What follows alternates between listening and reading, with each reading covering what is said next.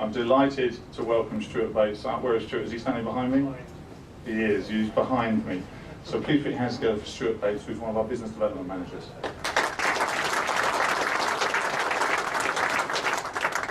Hi guys. I'm going to try this walking around. I tend to walk around. I did try it earlier on with the suit on, and I did look a bit like Dale Winton from Supermarket Sweep. So let's try it without that. I work in the business development team. Generally, I work behind the scenes, so some of you will know me. Certainly, some of our vendor colleagues in here today will know me. And this is the sort of presentation I'd normally give to our sales team to really provoke some thoughts. So I'm hoping it will provoke some of you. What they'll be, we'll find out as we go through. This comes about from an analyst event called Canalis, or Canalis, whichever way you want to pronounce it. It happened in Barcelona a couple of weeks ago. It's happening again now out in Asia Pac as well, so if you're watching the register, you'll see some of the details coming out of that too. It's my idea, my thoughts that have come around some of what Steve Brazier said, who's the CEO there, and it's just really trying to see how I see the market and whether that chimes with you guys. One of the first slides that Steve put up was this one. I don't intend to go through it all, but I think the clear message here for me is that you're seeing this a lot with vendors. There's a lot of competition going around. There's Cisco eating into EMC, VMware. There's a lot of changes happening. One point that Steve would say is that these bigger players down in the right-hand side are not in that world. Now, I'd argue against that. I'd say if you're taking iPads and Kindle Fires, right, there's a fair amount of competition going on there. I think what he's talking about here is the traditional markets and the vendors that we're in play with. We're seeing a lot of changes there. Who knows which way that's going to go with VMware in terms of networking, for example. Cisco bringing out flash storage for their servers. Interesting. There were quite a few questions to Cisco, Canalis, about that. Dodged the question somewhat. I don't think they're going to eat into too much of EMC's lunch, but obviously that's going to create some tension. So lots going on in that marketplace. And some key drivers, SDN as well. I'd be very keen afterwards to get your view on what you think of SDN, what you're seeing with it, what you're planning to do with it, if anything. Going back to the first thing that I mentioned, one of the things that Canalis think will happen is this legislation. There is a view, I don't know if this will actually go through, by the way, but that in Brazil, they may legislate that data has to be stored and controlled locally. So Facebook and Google would have to build data centers in Brazil. I think that's a bit extreme. I don't see that happening, but it's a bit of posturing there. Certainly, I think we'll see some tightening up of privacy laws in the EU, and Germany going very well lead that now after the last week's events. In terms of how you guys look at your data, in terms of what you have to do with NSA, for example, if you're a service provider, what you're having to provide access to. One of the things that came across very strongly was this view that maybe you'll go down open source routes, particularly for cloud stacks, maybe OpenStack, because if the code is open source, potentially you're not going to have NSA in there. One thing I think might be interesting is more community clouds, where either as a service provider, you're enabling a community cloud yourself for one particular vertical, or perhaps you're in a vertical, maybe you're in insurance, and you work together with other insurance companies to create a local community cloud. I put in the red tractor, although I did hear a report on Radio 4 the other day about some, I think, British pork that turned out to be Hungarian, so perhaps not such a good example. But I think there might be a case there for building UK-based traffic. So if you're a service provider, you've got the network, you've got the storage, create something that is uniquely UK-based. We've all seen issues with Amazon. I'm sure you've all seen some of the issues they have there. Cheap to get it going. One thing that Steve was very keen on saying is that Amazon still haven't made money out of that yet. It's interesting for us. This was a slide that he spent quite a lot of time on. I won't spend too much on it, but I think it's pretty key to say that software is helping define pretty much everything we do. The car in the middle is a Tesla S, for any of you into your electric cars. I'm trying to get an electric charging point down at work, actually, that was my question, because I would quite like one. But I think actually I changed this to say, I think every company will be defined by software. I was thinking this morning about how does that work for me at home, and if I think about my Virgin Media service at home, I don't really think about whether it's 60 meg, 30 meg, I can't even actually remember.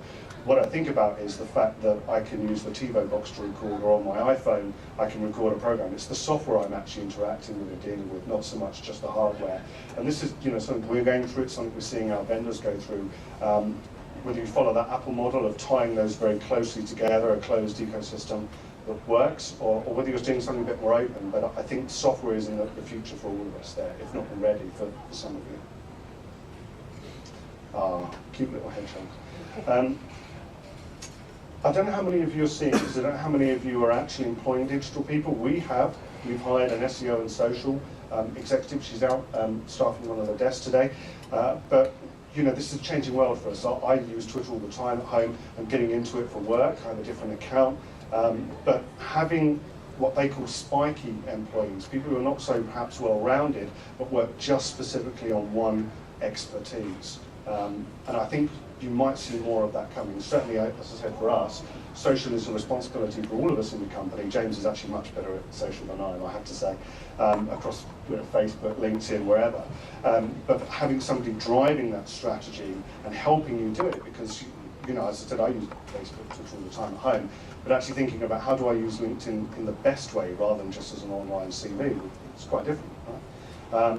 So he sees the rise of the CDO. I mean, the CXOs everywhere, right? But I think that's quite interesting to think about how you go to market with social and what it's doing for your business. The slide's a little busy, obviously, but I think the point he was trying to get across here is that a lot of the old communication methods we use are dying off in favour of these newer types of app-based solutions.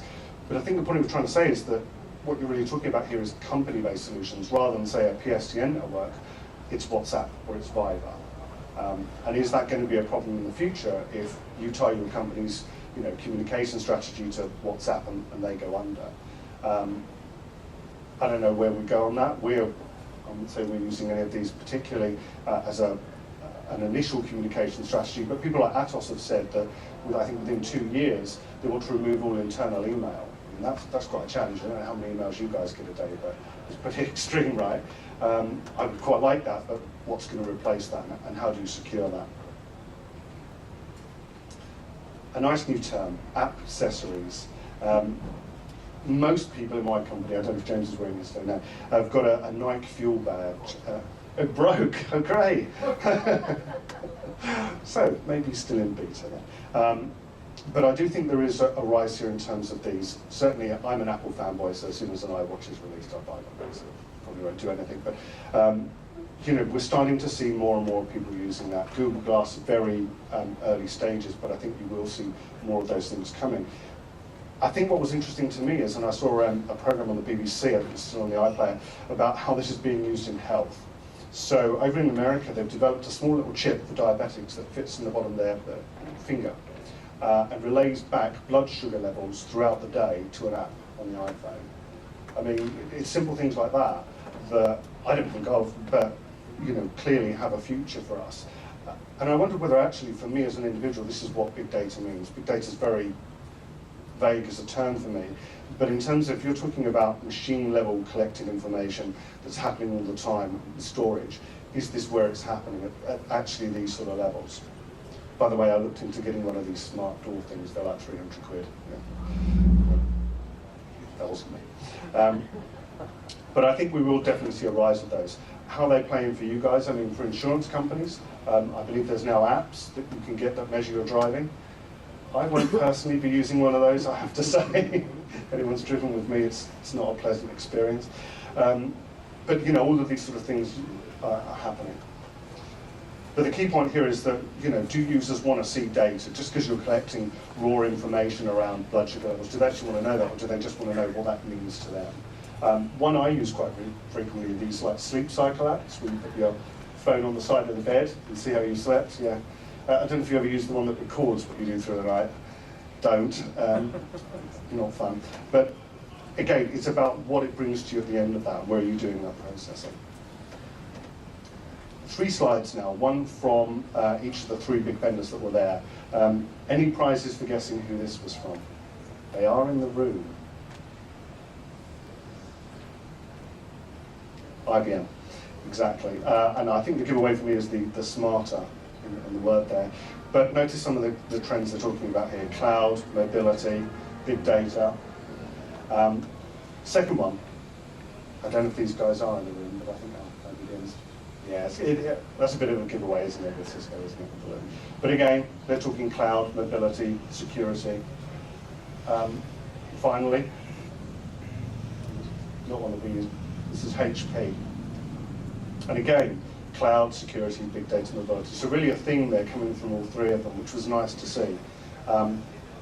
HP disappear off into their new printer range again, which is their way. There you go. So what I put at the top there is really the four that I see across all of those from that event, and I think that we're seeing as well. I think for me, cloud, you can debate endlessly what type of cloud you've got, how you're going to use it, but we are all using it in some ways, even if it is just your employees using Dropbox, for example. Consumerization is the bit that we're certainly hitting up against internally, the things I can do at home now, and now I have to come back in and speak to IT about, how would I set up storage, how would I do that. So we're definitely seeing that pressure to turn on applications and features much quicker. Mobility I separate slightly differently. That is really, for me, traditional iPads, Wi-Fi, etc. How are you securing those? How are you using those? Security, has it ever not been an issue for anyone? I don't know, but I think it's definitely coming to the fore now, certainly with a lot of issues I talked about at the start. The three I put down at the bottom there are just as important, but I think they're sometimes more important to some of the vendors than perhaps to you guys. The last one comes from Lenovo, who had a very bullish approach. They say that we're in a PC plus era, not a post-PC. Now that is buoyed by the fact that their PC sales are still growing against anybody else's. They are also entering the server market as well, so it's quite a different view from them. I'd very much like to hear whether you think you're post-PC or PC plus. I would love to move away from mine, Lenovo, if I'm truly honest with you, but even just doing things like this, it is possible on my iPad, it's a lot quicker still to do on a PC. So I don't think we're perhaps dead just yet. Most importantly, this actually comes from IBM as well, this slide. I don't know if any of you know, but IBM do CIO studies every year. They're available on their website, very good read. The key message here is that, from last year onwards, technology factors are now the most important external force impacting on organizations. People skills have always been up there, obviously. You can't do much without decent people on board. But I think what this means and says to me is that the business leaders in your company are looking for answers to some of these technology issues. And if you are the CEO, you're probably asking your CTO, what to do about some of these. So now is the right time, I think, for us to look differently at things. A couple more slides now from me. All of this sort of rambling I'm doing, I'm going to be putting online. How exciting. But we want your engagement. I can go to as many different conferences as I like. Thank you for letting me do that, James. Yeah. Got one.